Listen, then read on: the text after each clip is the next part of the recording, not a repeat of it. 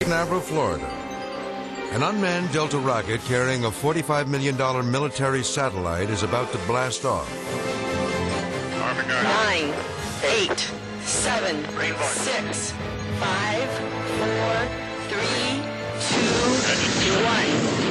0. We have ignition and liftoff from Cape Canaveral Air Station of the Air Force Delta II launch vehicle carrying a new GPS 2R satellite.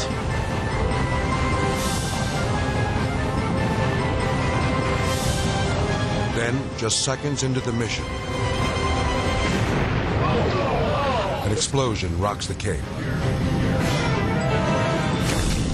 We just had an anomaly of the Delta II launch vehicle from Cape Canaveral Air Station.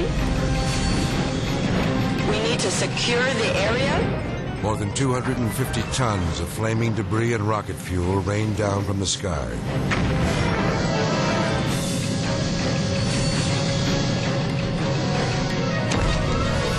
The explosion occurs so close to the ground that the area around the launch pad looks like a war zone. A piece of the rocket lands in the parking lot, creating an enormous crater. More than 24 cars are destroyed by the blast. The heat of the explosion is so intense it melts their windshields and tire rims.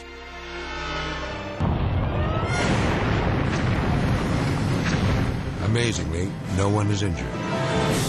Investigators later determined that a 17-foot-long crack in one of the rocket's boosters was the cause of this devastating accident.